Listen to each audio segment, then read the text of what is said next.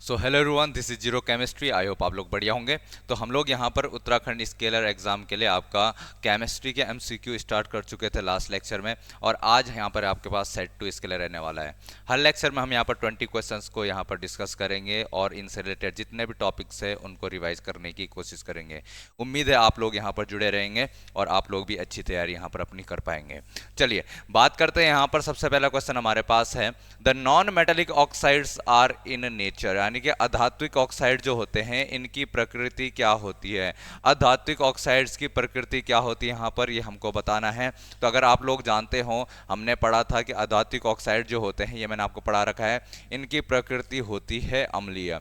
इनकी प्रकृति कैसी होती है? अम्लीय प्रकृति होती है, एसिडिक नेचर इनका यहाँ पर रहता है। तो आप लोगों को ऑप्शन नंबर बी यहाँ पर राइट आंसर हो जाएगा। साथ ही साथ आप लोग यहाँ पर कमेंट करके बताइएगा कि ये तो अधात्विक ऑक्साइड के क्या थे यहाँ पर नेचर है। आप लोगों ने मुझे धात्विक ऑक्साइड का नेचर बताना है। किसका नेचर बताना है? धात्विक ऑक्साइड, मेटेलिक ऑक्साइड का नेचर आपने यहाँ पर कमेंट करके मुझे बताना है क्या होता है। ठीक है ना? दोनों क्वेश्चन आपके लिए इंपॉर्टेंट है एग्जाम के पॉइंट ऑफ व्यू से।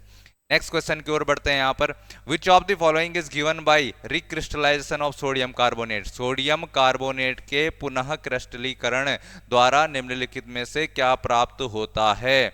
तो यहाँ पर सोडियम कार्बोनेट की बात यहाँ पर जब हम कर रहे हैं, Na2CO3 की बात कर रहे हैं, तो इसका क्या करना है? रिक्रिस्टलाइजेशन करना है, पुनः क्रिस्टलाइजेशन यहाँ पर करना है। तो इससे क्या हमको मिलता है?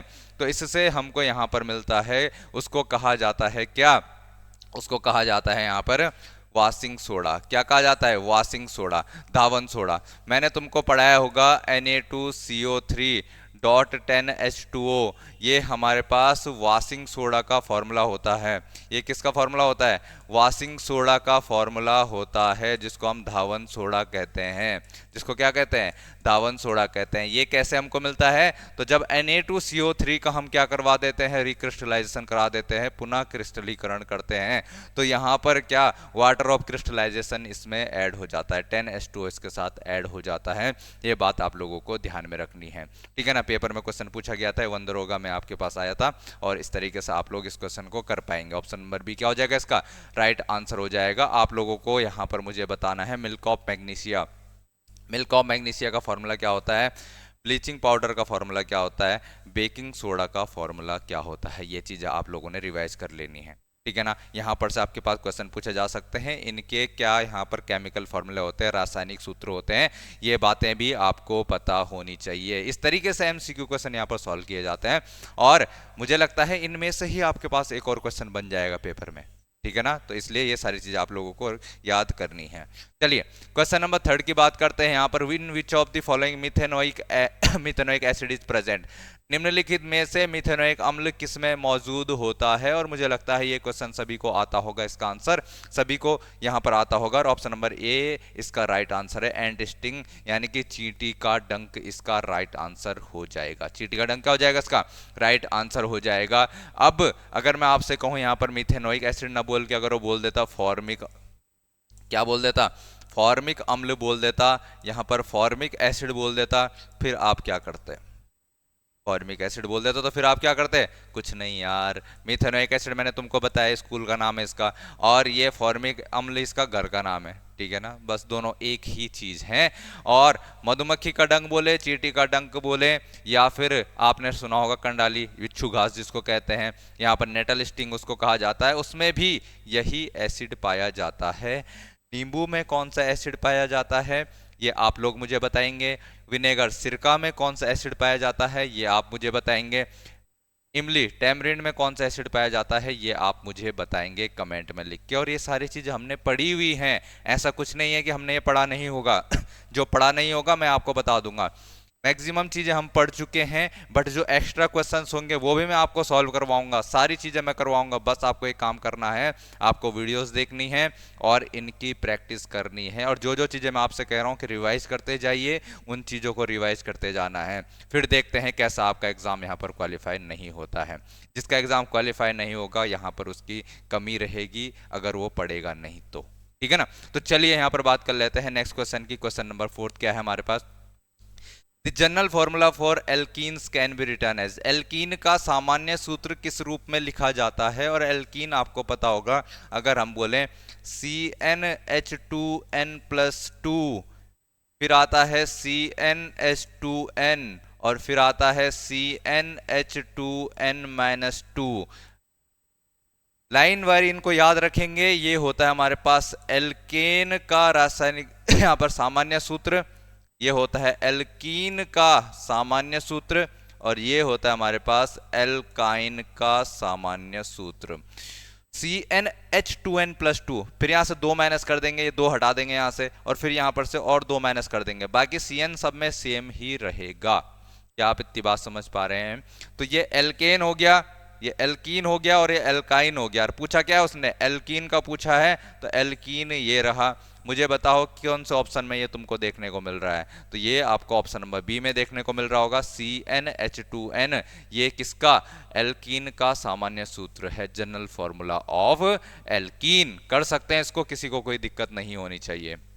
चलिए नेक्स्ट उसमें चलते हैं क्वेश्चन में। Question number 5, what is the common name of CHCl3? CHCl3 का सामान्य नाम हमको बताना है। इसका सामान्य नाम क्या होता है? तो यहां पर अगर देखें तो ये होता है हमारे पास क्लोरोफॉर्म। क्या होता है यहां पर? क्लोरोफॉर्म होता है। CHCl3 किसको बोलते हैं भाई? क्लोरोफॉर्म को बोलते हैं। ठीक है ना? किसका केमिकल फॉर्मूला है? क्लोरोफॉर्म का केमिकल फॉर्मूला है। सीधे बातें याद रखनी है आप लोगों को। यहां पर बेंजीन थोड़ा आपके पास है नहीं वैसे, बट C6H6 इसका यहाँ पर होता है। बाकी इन दोनों से आपको ज़्यादा लेना देना नहीं है, क्योंकि यहाँ पर बहुत से क्वेश्चन जो थे आउट ऑफ सिलेबस भी आए थे, काफ़ी क्वेश्चन कटे थे हमारे पास वन दरोगा में। लेकिन अगर मैं बात करूँ, वैसे तो इन क्वेश्चंस को भी कटना चाहिए था, बट इन्होंने यहाँ पर क्लोरोफॉर्म दे रखा है, तो क्लोरोफॉर्म आप लोगों को पता था, इसलिए यहाँ पर आप लोग लगा सकते थे। ठीक है ना? तो ये हमारे सिलेबस से रिलेटेड क्वेश्चन हो जाता है। बट कुछ ऑप्शंस ऐसे हैं जो हमारे सिलेबस के नहीं हैं, इसलिए हम उनको नहीं पढ़ रहे हैं। क्वेश्चन नंबर 6 की ओर यहां पर बढ़ते हैं। तो विच of the following is not an example of element? तत्व का उदाहरण इनमें से कौन सा नहीं है? और मुझे पता है आप लोग बता पाएंगे इसको कि तत्व इनमें से कौन सा नहीं है। आपको पता है कॉपर, तांबा एक तत्व होता है, हाइड्रोजन एक तत्व होता है, एलिमेंट होता है, बट कार्बन डाइऑक्साइड क्या हमारे पास? CO2। इसका सिंबल बता दोगे क्या मुझे? Cu होता है, इसका H होता है, सिल्वर का Ag। सिल्वर का सिंबल क्या होता है भाई? Ag। सिंबल भी ध्यान रखना है आपको, डायरेक्टली सिंबल से क्वेश्चन आ सकता है आपके एग्जाम में। तो यहां पर बात करें, कार्बन डाइऑक्साइड CO2 होता है, और एक तत्व ना होकर ये क्या होता है? एक कंपाउंड होता है, यानी कि यौगिक है। ठीक है? तो ऑप्शन नंबर सी इसका राइट आंसर हो जाएगा कि ये एक तत्व नहीं है, it is not an element. Next बढ़ते हैं क्वेश्चन नंबर 7 की ओर, और यहां पर अगर बात करें, विच of the following types of bonding is present in iron? वैसे तो आउट ऑफ सिलेबस क्वेश्चन था ये भी, बट फिर भी क्या पता आपसे भी पूछ लिया जाए, क्योंकि ये आप अटेम्प्ट कर सकते हैं इस तरीके के क्वेश्चंस को। तो लोहा क्या होता है? एक मेटल होता है, और कुछ मेटल्स ऐसे होते हैं जो किस तरीके की बॉन्डिंग शो करते हैं? तो मेटेलिक बॉन्डिंग शो करते हैं। मैं आपको बोलूं, आयरन है हमारे पास, तो आयरन अगर आपके पास प्रेजेंट है, जैसे लोहे की एक छड़ है, तो उसमें सिर्फ आयरन के एलिमेंट्स एटम्स प्रेजेंट होंगे, तो उनके बीच में कौन सा बॉन्ड पाया जाता है? तो उनके बीच में पाया जाता है मेटेलिक बॉन्ड। कौन सा बॉन्ड पाया जाता है? मेटेलिक बॉन्ड पाया जाता है। ऑप्शन नंबर डी इसका राइट आंसर हो जाएगा, जिसको हिंदी में धात्विक आबंध भी कहा जाता है। ठीक है? ये कुछ एक्स्ट्रा क्वेश्चन है जो आपके सिलेबस से बाहर के हैं, बट फिर भी आप पढ़ रहे हैं इनको। ठीक है ना? क्योंकि पूछे जा सकते हैं, तो एक बार नजर रहेगी इन पे, तो आप आसानी से इनको एग्जाम में कर पाएंगे। चलिए क्वेश्चन नंबर 8 की ओर बढ़ते हैं। The unsaturated hydrocarbons which contain one or more triple bonds are called?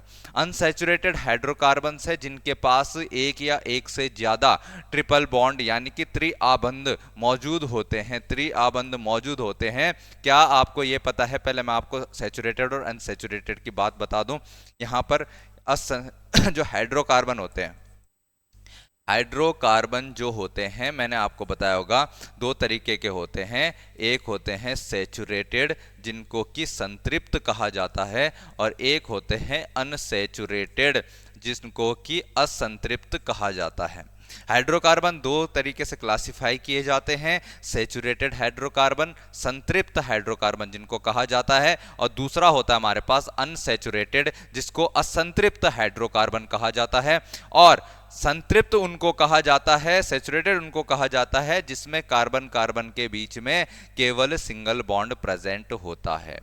Single bond present रहेगा कार्बन कार्बन के बीच में तो सैचुरेटेड हाइड्रोकार्बन होते हैं, और अनसैचुरेटेड यानी कि असंतृप्त हाइड्रोकार्बन वो हाइड्रोकार्बन होते हैं जिनमें कार्बन कार्बन के बीच में या तो डबल बॉन्ड प्रेजेंट रहेगा या फिर ट्रिपल बॉन्ड प्रेजेंट रहेगा।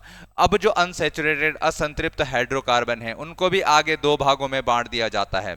जिनके पास कार्बन कार्बन के बीच में डबल बॉन्ड रहता है उनको एल्कीन कहा जाता है, उनको क्या कहा जाता है, एल्कीन कहा जाता है। और जिनके पास यहां पर कार्बन कार्बन के बीच में ट्रिपल बॉन्ड यानी त्रिआबंध होता है उनको एल्काइन कहा जाता है। उनको क्या कहा जाता है, एल्काइन कहा जाता है। जिनके पास सिंगल बॉन्ड जो सैचुरेटेड थे, संतृप्त थे, इनको एल्केन कहा जाता है।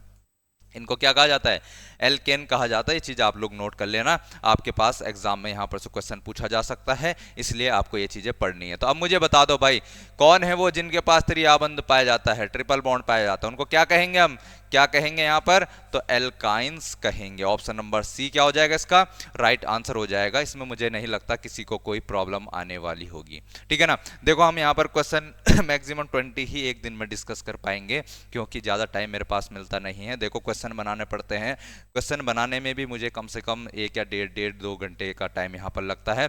फिर वीडियो बनाने में भी यहाँ पर 1 या 1 घंटे का टाइम लग जाता, तो पूरे दिन भर में 3 घंटे तो मुझे स्पेशली इस चीज़ के लिए देने पड़ते हैं। इसके अलावा भी मुझे बहुत से काम करने होते हैं, यहाँ पर कोचिंग में पढ़ाना होता है, तो मैं थोड़ा मुश्किल होता है मेरे लिए टाइम निकालना कि मैं इसमें और ज़्यादा टाइम दे सकूँ। बट मैं मैक्सिमम एफर्ट करूँगा कि आपका एग्जाम से पहले काफ़ी जो पूरे का पूरा सिलेबस है आपका, उससे रिलेटेड जो भी मैं MCQ हैं वो सारे के सारे आपको प्रोवाइड करवा सकूं, आप लोग यहां पर तैयारी कर पाएं, ठीक है ना। तो आपका साथ नहीं छोड़ेंगे, तो आप भी साथ मत छोड़ना, आप लोग अपनी तैयारी यहां पर बना के रखना। चलिए अगला बढ़ते हैं क्वेश्चन नंबर 9 की ओर। Which of the following is a process of forming a thick oxide layer of aluminium? Aluminium की एक मोटी ऑक्साइड परत बनाने की प्रक्रिया निम्नलिखित में से कौन सी है? तो यहां पर आपको डायरेक्टली ध्यान रखना है, जब भी एल्यूमिनियम की बात करेंगे, एक मोटी ऑक्साइड की परत बनाने की बात कहेंगे, तो आपको प्रोसेस को समझना है। प्रोसेस है हमारे पास एनोडाइजिंग, एनोडीकरण इस प्रोसेस को कहा जाता है। डायरेक्टली ध्यान रखना, कुछ क्वेश्चंस ऐसे हैं जो आपको सीधे के सीधे ही रटने हैं, इसमें और कुछ आपको करना नहीं है, ठीक है ना। तो ये वो क्वेश्चन है थोड़े डिफिकल्ट टाइप के, जो आपको एक बार के लिए आप सुनेंगे तो भूल भी सकते हैं, तो इनको एक बार बार रिवाइज करते रहना। चलिए नेक्स्ट क्वेश्चन की ओर बढ़ते हैं। Question number 10, the beta raise consist of particles. Beta किरणों में कौन से कण होते हैं? तो हमें यहां पर बताना है जो बीटा पार्टिकल्स होते हैं। चलो इससे पहले मैं आपको यहां पर एक जनरल आइडिया दे देता हूं। अल्फा पार्टिकल्स होते हैं हमारे पास, ठीक है, अल्फा पार्टिकल्स, बीटा पार्टिकल्स होते हैं एंड गामा पार्टिकल्स होते हैं ठीक है इनको अल्फा कण कहा जाता है, बीटा कण और गामा कण यहां पर आपके पास है। अब इन पे कौन कौन से चार्जेस होते हैं, इससे भी आपके एग्जाम में क्वेश्चन पूछ लिया जाता है। आप लोगों को ध्यान में रखना है अल्फा पार्टिकल्स, मैंने यहां पर रदरफोर्ड का एक्सपेरिमेंट कराया होगा तुम्हें, तो वहां पर हीलियम 2+ को हम क्या कहते हैं, अल्फा पार्टिकल कहते हैं, ये मैंने आपको बताया था। तो डायरेक्टली ध्यान रख लेंगे कैसा चार्ज है, कैसा चार्ज है इस पे, पॉजिटिव चार्ज है, यहाँ पर धनात्मक आवेश इस पर रहता है। फिर आपसे पूछ लिया जाएगा यहाँ पर बीटा पार्टिकल, जो बीटा कण है, इन पर कैसा चार्ज रहता है, तो इन पर निगेटिव चार्ज रहता है। कैसा चार्ज रहता है, निगेटिव चार्ज यहाँ पर होता है, ऋणात्मक आवेश होता है। और यहाँ पर बात करेंगे आपसे गामा पार्टिकल जो होते हैं, गामा पार्टिकल्स नहीं होते, सीधे गामा रेज होती हैं, ठीक है। तो इन पे कैसा चार्ज होता है, तो ये न्यूट्रल रेज होती हैं, इन पर कोई चार्ज यहाँ पर नहीं होता है, इन पे क्या नहीं होता, कोई चार्ज नहीं होता है। ये बात आप लोग ध्यान में रखेंगे। अल्फा पार्टिकल पॉजिटिवली चार्ज होते हैं, बीटा पार्टिकल निगेटिवली चार्ज होते हैं, और जो गामा रेज होते हैं इन पर कोई चार्ज नहीं होता है, न्यूट्रल होती हैं। ये बातें आप लोगों को ध्यान में रखनी है। क्वेश्चन आपसे बीटा किरणों को पूछा गया है, तो बीटा किरणें कैसी होती हैं भाई, देखो तो बीटा किरणें आपके पास निगेटिवली चार्ज होती हैं, ऋणात्मक रूप से आवेशित होती हैं, इसमें किसी को कोई डाउट नहीं होना चाहिए। और ये तीनों चीजें आप नोट कर लेना अपनी कॉपी में, आपको एग्जाम के पॉइंट ऑफ व्यू से इंपॉर्टेंट चीजें यहाँ पर आपको देखने को मिलेंगी। चलिए क्वेश्चन नंबर 11 यहां पर देख लेते हैं। क्वेश्चन नंबर 11 हमसे कह रहा है कि what is the IUPAC name of the following. यहां पर हमसे IUPAC नेम पूछ रहा है C2H6 का, C2H6 यहां पर IUPAC नेम पूछा जा रहा है। यहां पर देखेंगे ये क्या आपको CnH2n+2 नहीं लग रहा है क्या, तो बिल्कुल यहां पर n की जगह में 2 आ गया, तो C2H2 × 2+2, ये आपके पास क्या आ गया यहाँ पर, एल्केन आ गया। और एल्केन में जब मैं आपको बोलूं कि जब कार्बन की संख्या 2 होती है तो यहाँ पर एथ का यूज किया जाता है, एथ, और एथ और पीछे से एन, तो एथेन आ जाएगा। क्या आ जाएगा? एथेन आ जाएगा। इसको क्या कहा जाता है? इथेन कहा जाता है। क्या कहा जाता है? इथेन इसको कहा जाता है। ये बात आप लोगों को ध्यान में रखनी है। तो एल्केन है, इसलिए यहाँ पर 2 कार्बन के लिए एथ का यूज किया जाता है, तो एथेन हो जाएगा। ऑप्शन नंबर ए इसका राइट आंसर हो जाएगा। 1 कार्बन के लिए मेथ, 2 कार्बन के लिए एथ, 3 के लिए प्रोप, 4 के लिए ब्यूट, 5 के लिए पेंट, 6 के लिए हेक्स, 7 के लिए हेप्ट। इस तरीके से चीजें यूज की जाती हैं। तो अगर क्वेश्चन पूछ लिया जाए आपसे तो यहां पर एक बार लिख लो, 1 के लिए एथ यूज करते हैं, 1 के लिए रुको कार्बन 1, कार्बन कितने हैं? 1 2 3 4 5 6 तक लिख लेते हैं, बहुत है मान ले। तो नाम हो जाएगा इसका, अबे एथ एथ क्यों आ रहा है? मेथ, ठीक है। 2 के लिए एथ यूज होता है, 3 के लिए प्रोप, ये चीजें नोट कर लेना, 4 के लिए ब्यूट, 5 के लिए पेंट, 6 के लिए हेक्स। ये चीजें ध्यान रख लेना। अब एल्केन होगा तो एन लग जाएगा इनके पीछे, तो methane, ethane, propane, butane, pentane, hexane, इस तरीके से इसके नामकरण आप लोग कर सकते हैं। आगे बढ़ते हैं नेक्स्ट क्वेश्चन की ओर। अगला क्वेश्चन है हमारे पास, who among the following gave the law of conservation of mass? द्रव्यमान संरक्षण का नियम किसके द्वारा दिया गया था? अब अगर थोड़ा एग्जामिनर डिफरेंट टाइप का आ जाए आपके पास, उसको क्वेश्चन बनाने ना आते हो तो जी के पूछने लग जाए तुमसे, ठीक है, मतलब अब ये कोई पूछने की बात है क्या? चलो पूछ भी लेगा तो चलो याद कर ही लेते हैं, ठीक है ना। तो द्रव्यमान संरक्षण का नियम किसने दिया था? सीधे नाम ध्यान रखना उसका। तो नाम यहाँ पर है ऑप्शन नंबर डी, एंटोनियो लेवाइजर।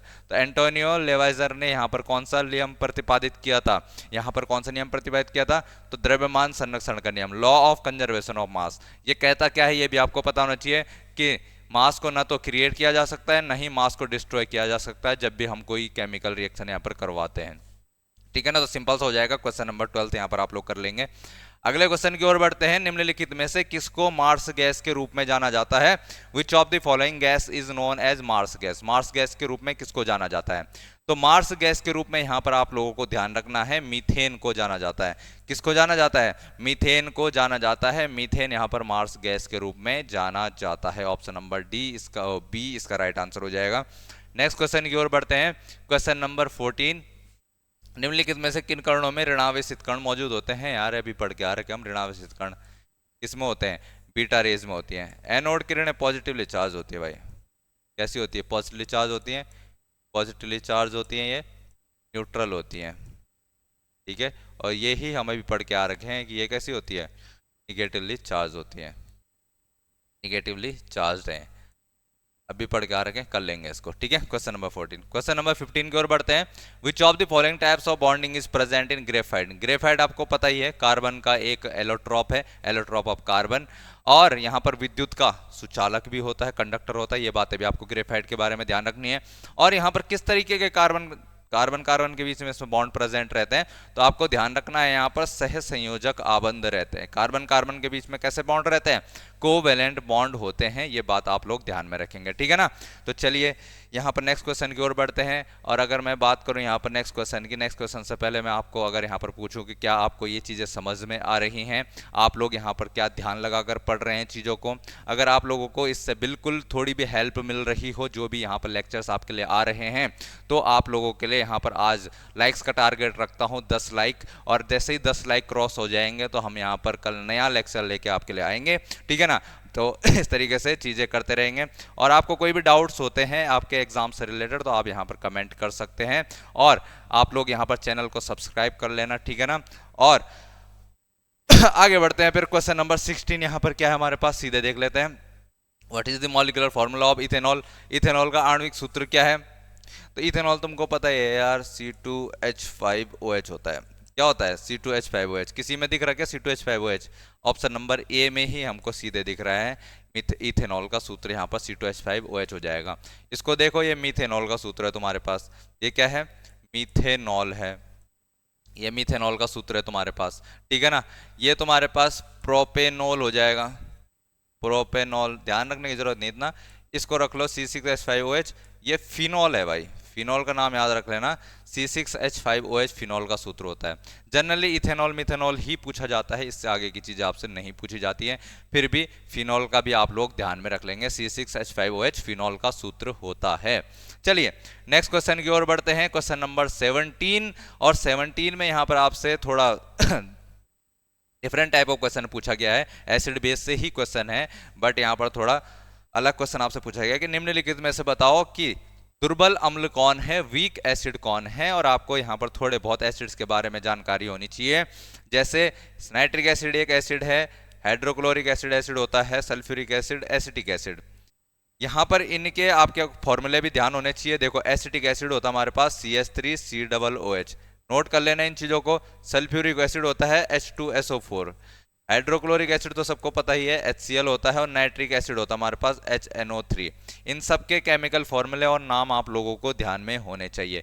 अब इनमें से कौन सा वीक एसिड है, तो एसिटिक एसिड एक दुर्बल अम्ल होता है। दुर्बल अम्ल आपके पास कौन है, यहाँ पर एसिटिक एसिड है। बाकी ये तीनों के तीनों कैसे हैं, स्ट्रॉन्ग एसिड है, प्रबल अम्ल हैं। ये बात आप लोग नोट कर लेंगे, और इनके केमिकल फॉर्मूला, रासायनिक सूत्र भी आपको याद होने चाहिए, आपके एग्जाम के पॉइंट ऑफ व्यू से बहुत ज्यादा इंपॉर्टेंट है। चलिए क्वेश्चन नंबर 18 की बात जब हम करते हैं, तो how many valence electrons are present in gallium. Gallium की संयोजकता इलेक्ट्रॉन कितने हैं, संयोजकता इलेक्ट्रॉन को संयोजी इलेक्ट्रॉन भी कहा जाता है, तो वैलेंस इलेक्ट्रॉन को संयोजी इलेक्ट्रॉन यहां पर कहा जाता है। कितने होते हैं, तो आपको यहां पर, आप गैलियम तो पता ही नहीं होगा, आउट ऑफ सिलेबस क्वेश्चन है वैसे, बट थोड़ा सा यहां पर बता देता हूं, क्या पता पूछ ले आपसे। थोड़ा सा यहां पर देखने की कोशिश करते हैं गैलियम की। गैलियम किसके साथ आता है, तो बैंगन, आलू, गाजर, इन थैला, ठीक है।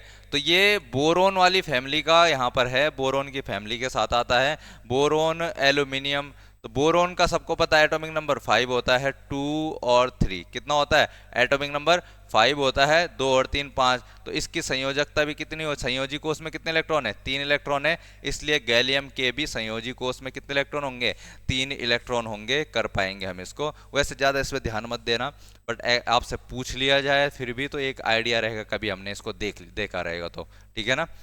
नेक्स्ट क्वेश्चन की ओर बढ़ते हैं। यहाँ पर which of the following is also known as wood spirit. Wood spirit cast spirit के रूप में किसको जाना जाता है, तो कास्ट स्पिरिट के रूप में आपको ध्यान रखना है, यहाँ पर जाना जाता है मीथेनॉल को। किसको जाना जाता है भाई, मीथेनॉल को। और कास्ट स्पिरिट का अगर आपसे फॉर्मूला पूछ लिया जाए तो आपको ध्यान रखना है CH3OH होता है।